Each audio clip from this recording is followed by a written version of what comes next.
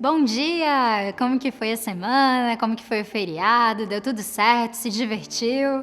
Eu sou a Gabriela Magnani e todo sábado às 10h30 eu venho aqui no programa Corpo e Saúde pra gente conversar sobre estética, saúde, bem-estar. Mas antes de entrar no episódio de hoje, antes de falar dos destaques que a gente tem hoje, que não são fracos, hein? Você tá vendo um QR Code aqui na tela? Se você abrir a câmera do seu celular e apontar para esse QR Code, você vai direto para o nosso Instagram. E lá no nosso perfil tem as entrevistas, tem conteúdo exclusivo sobre estética, saúde e bem-estar, e você fica a par de tudo que a gente anda aprontando para os próximos episódios. Na semana passada, a gente mandou um beijo para os catarinenses, para o pessoal de São Paulo, e dessa vez o beijo especial vai para os baianos da cidade de Campo Alegre de Lourdes, que tem interagido, tem mandado sugestões de temas, a gente sempre olha as mensagens, então continuem, que a gente ama muito esse contato com vocês. Agora eu tenho um spoiler para hoje. Tem um spoiler. Hoje vem a Iva, a Mônica e a Letícia aqui no set de gravação pra gente conversar. Como que anda sendo esse processo aí do desafio de emagrecimento saudável? Tá sendo legal? Quais que estão sendo os obstáculos? Eu tô ansiosa. E vocês? Bora pro episódio? No programa de hoje, vamos falar de reabilitação total de implantes dentários de alta qualidade em apenas 12 horas. Vamos falar sobre uma aula prática de simulação de trabalho de parto normal. Conversamos com uma especialista que fala sobre os benefícios da nutrição para crianças e adolescentes. Conversamos também com uma doutora em psicologia que fala sobre o comportamento da criança e do adolescente e como lidar com essas fases da vida. E já que estamos falando de crianças e adolescentes, você já ouviu falar do Dance Teen, ou jazz infantil, uma atividade física voltada para crianças? No quadro Desafio de Emagrecimento Saudável, recebemos a Mônica, a Iva e a Letícia no nosso set de gravação para conversar sobre emagrecimento saudável. Fica aí que o programa está só começando. Programa iniciado e eu tenho uma pergunta para você. Você usa ou conhece alguém que tem prótese dentária, mas que já não está funcionando, que já está incomodado com a situação? Será que é um momento de falar sobre implante dentário? Às vezes a gente pensa que é um processo longo, um processo trabalhoso, mas se eu te contar que em 12 horas você consegue ter os seus implantes dentários totais de todos os dentes e de alta qualidade, vamos conferir?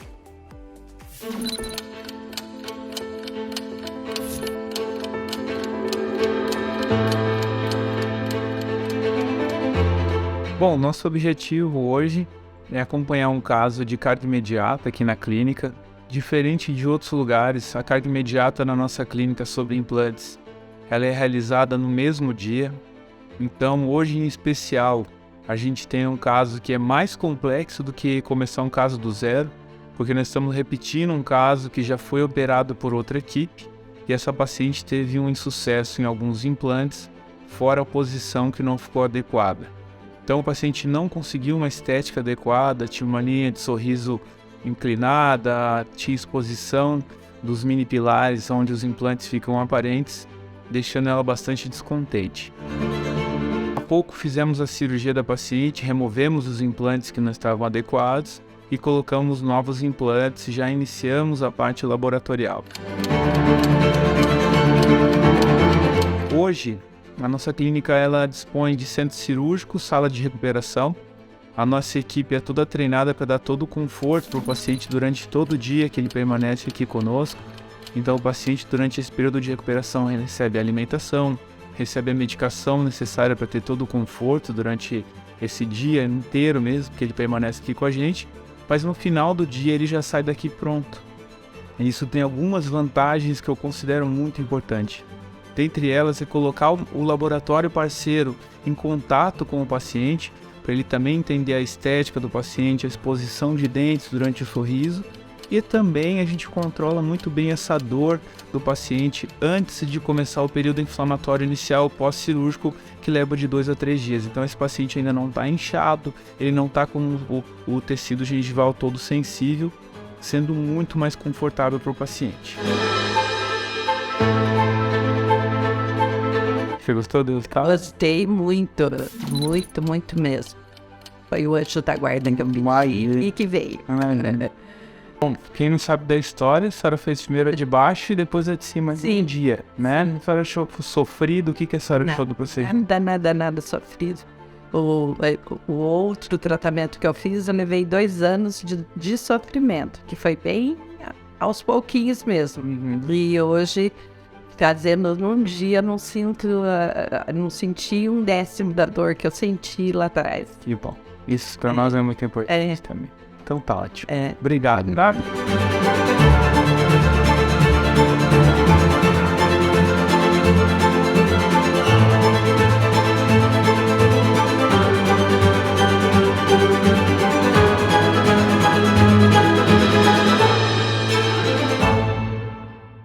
Quem faz parto precisa passar por uma série de simulações para entender como ter mais cautela nesse serviço, como prestar uma assistência de qualidade. A gente acompanhou uma aula de simulação de parto natural. Vamos juntos entender como que esse pessoal que está entrando na área da saúde encara esse desafio?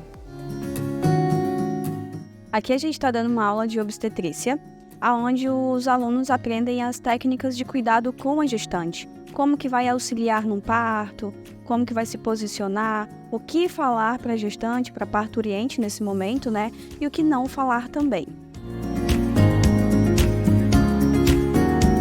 Agora você vai girar para passar o ombro. Passou o ombrinho, vai girando. O bebê automaticamente vai fazendo esse giro. Vai movimentando.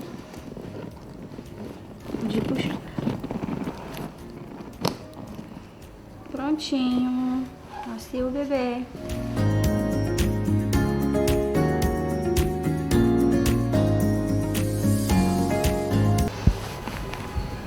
Coloca a barriga com barriga.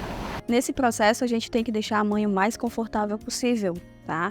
E aí nada de ficar falando para ela fazer força. Ela sabe a hora de fazer a força, né? Que são as contrações que ela vai ter no momento.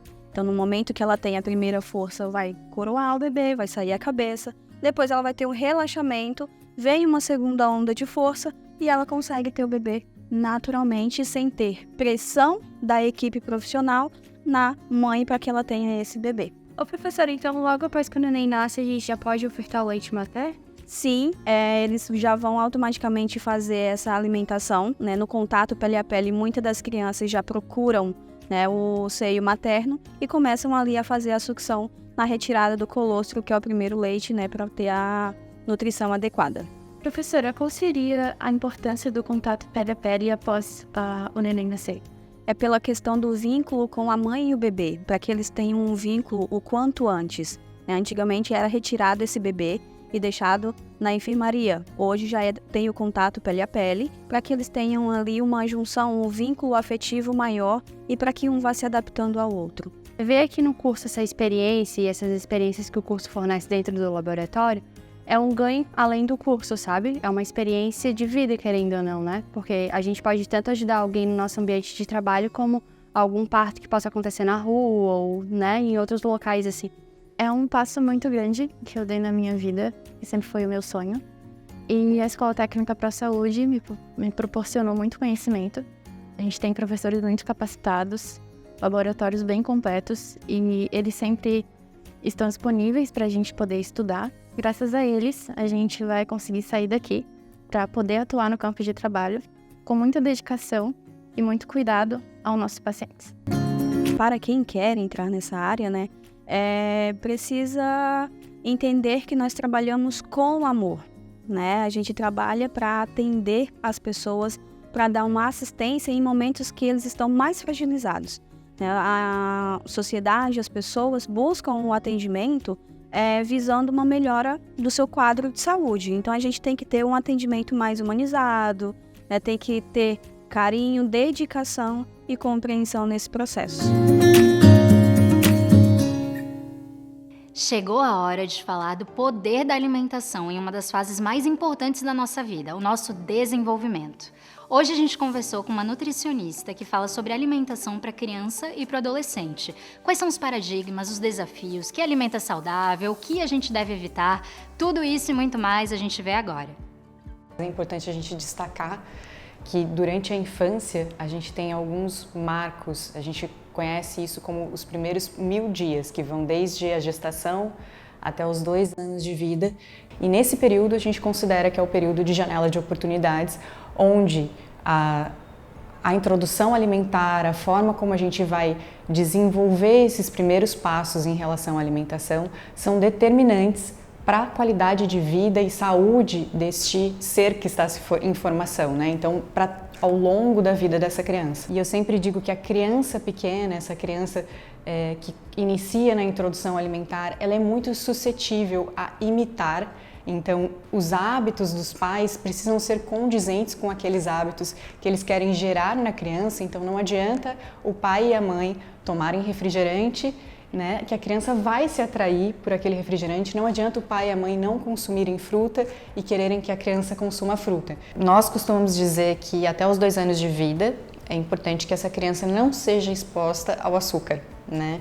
E é muito natural que os pais muitas vezes se sintam um pouco, mas essa criança vai ficar sem, né? A sensação que tem é que aquilo está fazendo falta para ela. Mas a gente não precisa sentir como se a gente estivesse deixando de fazer algo para ela ou dando um certo castigo para ela de não consumir, coitadinha, ela não está consumindo. Eu sempre digo para os pais que a alimentação ela é uma extensão daquilo que a gente entende como educação como um todo, né? Então, a criança, ela não nasce com conhecimento de qual é o alimento que é bom para ela e qual é o alimento que é ruim. Isso é algo que os pais precisam proporcionar para a criança, por isso que nós chamamos de educação nutricional. O alimento doce, ele tende a ter uma textura mais fácil de ser aceita, né? Então não apenas o sabor, mas a textura facilita muito a aceitação.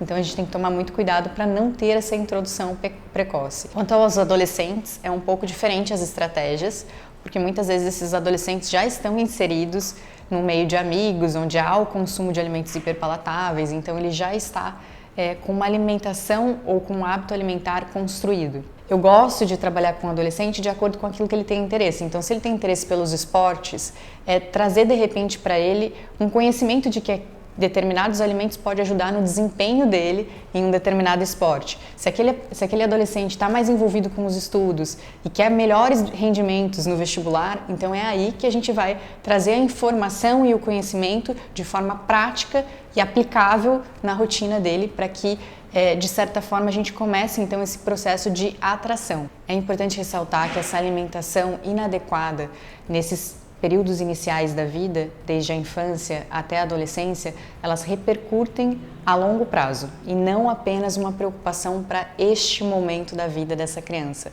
Nós temos que entender que a preocupação com o peso, ela existe, mas ela ainda é muito pequena diante de todas as questões que podem envolver esses maus hábitos alimentares. Então, a obesidade é um problema muito sério, mas além dela existem questões adjacentes, como por exemplo, aumento do colesterol, maior risco de diabetes, doenças crônicas estão associadas com o desenvolvimento de câncer. Então, todos esses processos são processos que nós podemos sim atuar de forma preventiva e que a alimentação é um dos principais fatores para que a gente construa esses hábitos que serão levados ao longo da vida. Dando continuidade no nosso tema, agora a gente vai falar de psicologia da criança e do adolescente. Essa fase é fundamental, a do desenvolvimento, porque os pais, quando prestam atenção realmente nesse crescimento saudável, podem ajudar na saúde mental, a também entender questões, desafios sociais, e nada melhor do que falar com quem entende do assunto. Por isso, nós estamos hoje com a doutora Thaisa Varese, que vai falar da complexidade aí da juventude, que a gente passa por muitas mudanças, a gente sabe. Bom dia, Thaís, tudo bem com você? Bom dia, tudo bem? Muito obrigada pelo convite. É uma honra estar aqui com vocês. A honra é toda nossa. Me conta, Thaís, quais são as fases do desenvolvimento da criança e do adolescente e como os pais podem lidar com tantas mudanças? Bem, é interessante entender a diferença entre crescimento e desenvolvimento. Nem todo mundo que cresce se desenvolve.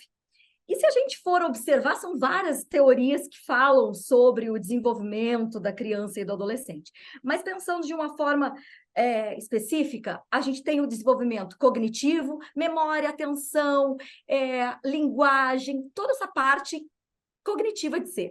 É a parte que envolve a emoção, que são as relações psicossociais da criança, que é emocional, que são as relações sociais, que são também que é o aspecto da personalidade, e o outro aspecto que é o físico. Então, o cognitivo, o emocional, o psicossocial e o físico, eles precisam estar em congruência, eles precisam se desenvolver juntos. Para lidar com essas crianças, precisam entender que é necessário passar tudo com muito amor, dar bons exemplos, porque o exemplo vai arrastar, e saber dizer não, porque o limite é uma das coisas mais importantes, e manter esse limite também no desenvolvimento.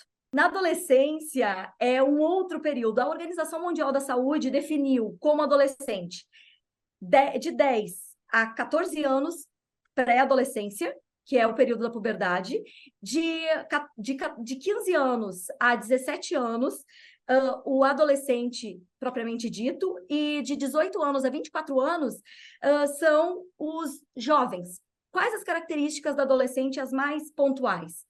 Busca da identidade, busca da sexualidade, tentativa de entender quem eles são no mundo, por isso muitas vezes eles se isolam, eles procuram os grupos, ou às vezes ficam mais no seu quarto, isolado, não querendo contato com os pais, porque eles precisam entender o que é valor dos pais e o que é valor deles, fazer essa diferenciação para conseguir se desenvolver e crescer nesse processo todo.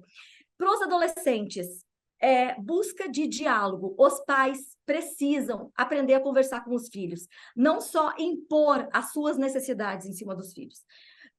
Então, é importante saber ouvir. Eles vão tentar entrar em conflito, mas é importante que os pais peçam para abaixar um pouquinho o volume, me ouve, eu também tenho essa sabedoria, eu vou te escutar e eu estou te dando amor por estar fazendo isso também. É o acolhimento, mas um acolhimento com diálogo, sem gritaria. Olha que interessante, é a busca desse adolescente pela individualidade, pelo espaço dele no mundo. Que legal. E um grande desafio que a gente observa em crianças, em adolescentes e cada vez mais cedo é o uso de tela o tempo inteiro. Tela do celular, do tablet, a TV, então o tempo inteiro com esse estímulo. Até que ponto faz parte dessa nova geração? A gente também tem que abraçar e entender, e até que ponto não é saudável? Então, fazer parte faz parte. Não temos como mudar essa realidade. Mas saudável só vai ser se houver controle do tempo.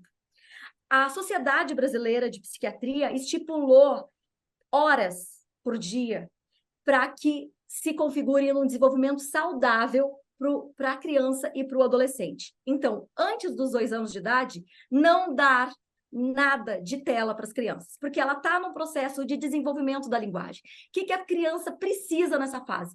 De desafios, ela precisa se relacionar com o mundo, ela precisa brincar, de jogos, de estímulo, de algo que a frustre também. Então, não vai amadurecer se ela estiver na frente de uma tela. Dos 2 anos aos 5 anos, 1 hora de tela por dia com supervisão dos pais. Dos 6 anos aos 10 anos, de 1 a 2 horas por dia, também com supervisão dos pais. E de 11 anos aos 18 anos, de 2 a 3 horas de tela por dia, sem ter que virar à noite, podendo dormir. Então, não é jamais para a criança, para o adolescente também, virar à noite na frente da tela. Desligar o computador de 1 a 2 horas antes de dormir e estimular o uso das telas perto da família, sem que a criança fique isolada ou o adolescente fique isolado num quarto, porque a gente não sabe o que eles podem estar fazendo também. Thaís, muito obrigada pela sua participação, você foi maravilhosa, o assunto é muito interessante, eu passaria horas aqui conversando com você. Obrigada! Pessoal, agora, falando aí de criança e adolescente, a gente vai para uma matéria sobre dança para crianças, fica por aí. Oi, eu sou o Robert, sou professor, coreógrafo e dançarino. Trabalho aqui na Gerber Academia. A gente está tendo a nossa aula de Fit Dance Team, com idade de 9 a 13 anos. Aqui a gente procura buscar entregar para os nossos alunos, para as nossas meninas, um espaço seguro, onde elas possam ter alegria, movimentação e buscar também trocar com as outras crianças, que eu acho que é muito importante hoje, por conta da era da tecnologia, a gente não consegue ter tanto esse contato. E aqui na nossa sala a gente busca fazer esse entrosamento com as meninas e proporcionar sempre o melhor através da dança.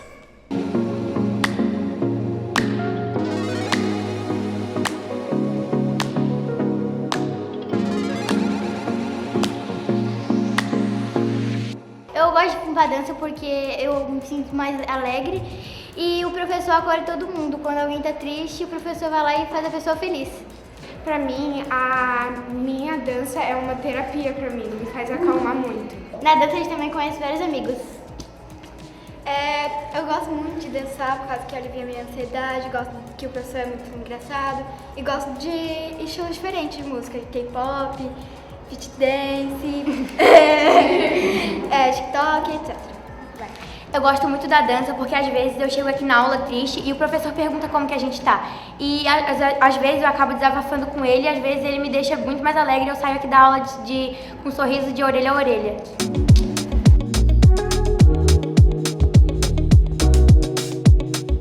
O que eu digo para as minhas meninas é que elas vão entrar de um jeito e ao sair, ao retornar para casa, elas vão estar de outro. E geralmente, eu espero que elas voltem renovadas. E é sempre isso que acontece.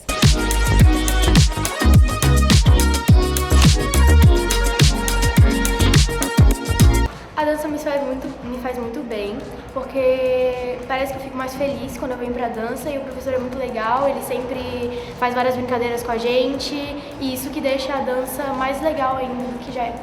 A gente tem amizades que a gente nem conhecia, a gente faz aqui por conta da dança, por conta do professor, por causa da Gerber em si, que a gente não conhecia ninguém, foi conhecendo essa daqui. Eu conheci esse ano, há meses atrás. É perfeito.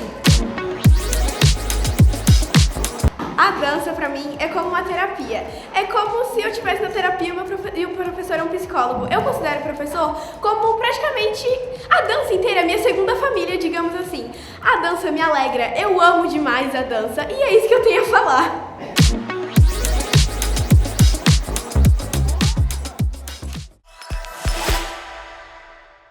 Agora é hora de falar sobre emagrecimento saudável. A gente montou um set de gravação aqui no Hotel Faial, em Florianópolis, com uma vista belíssima para receber 3 mulheres maravilhosas do quadro Desafio de Emagrecimento Saudável.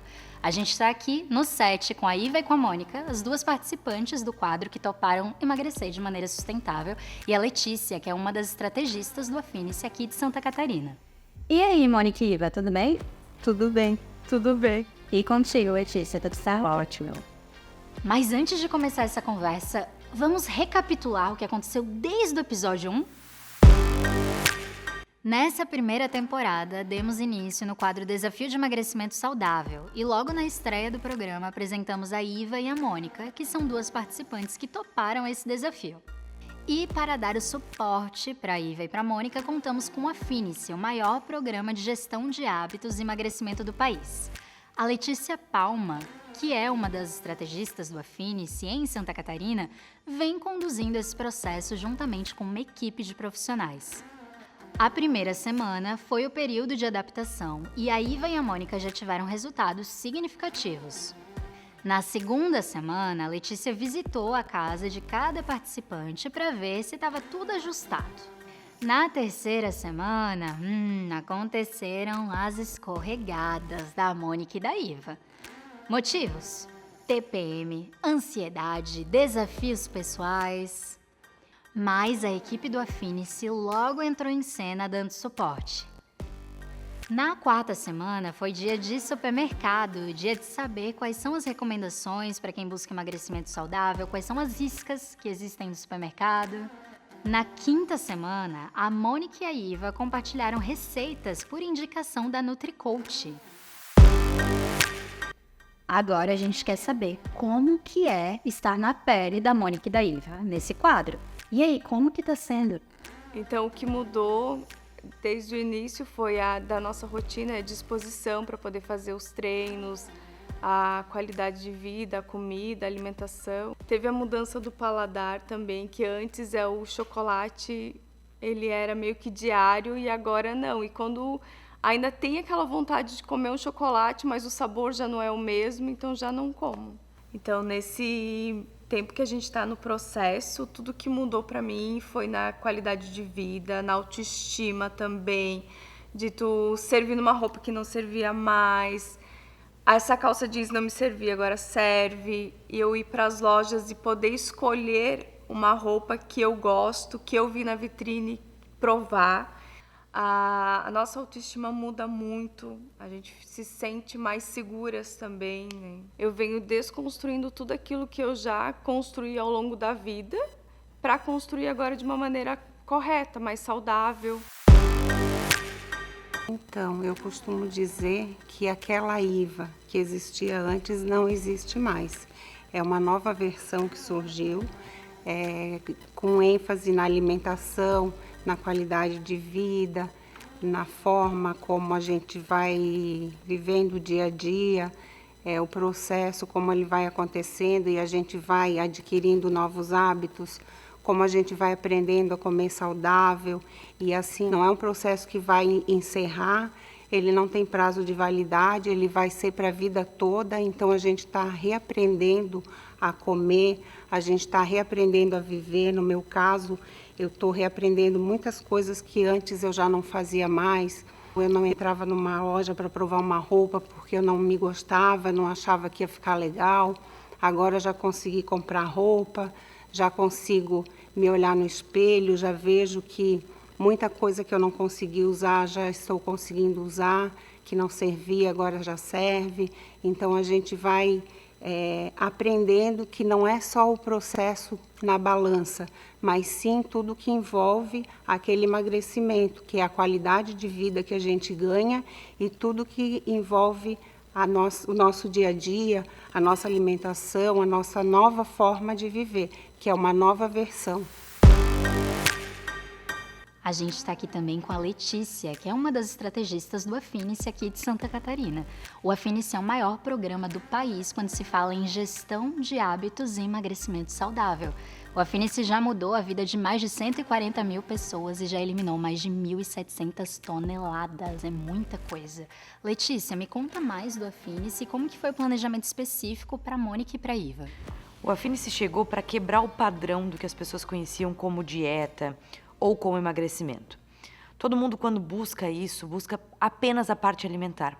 E, na verdade, não se trata do que a gente come, e sim de toda uma questão comportamental envolvida nisso. Eu costumo dizer que as pessoas até já sabem toda essa questão do durma 8 horas por dia, se alimente bem, pratique exercício físico. O que elas não conseguem é como fazer isso, como manter essa constância. E o Afinice chegou para ser esse como, com todo o suporte, toda a equipe multidisciplinar e todo o acompanhamento e todas as ferramentas exclusivas do programa, focadas na questão comportamental, na gestão de um novo hábito e principalmente em ensinar esse cliente a levar o resultado para a vida. Já para as meninas, tanto para a Mônica quanto para a Iva, cada cliente é único e o seu programa igualmente deve ser. Então a gente montou a estratégia de cada uma, baseando a indicação do que seria necessário para cada caso. O Afinice é pautado em 5 pilares. Avaliamos qual eram as maiores dificuldades das meninas, tanto da Mônica quanto da Iva, para que a gente obtivesse o sucesso que estamos tendo e toda essa mudança aí de 1 mês e meio, que talvez tenha sido tentado uma vida inteira e nunca tenha sido conseguido, e em 1 mês e meio já quebramos aí um padrão de uma vida toda.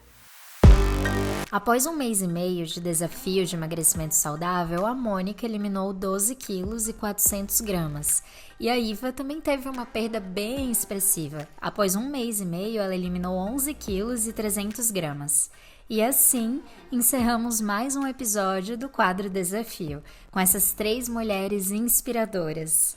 No próximo sábado, teremos a continuação do nosso quadro Desafio de Emagrecimento Saudável com a Iva e com a Mônica.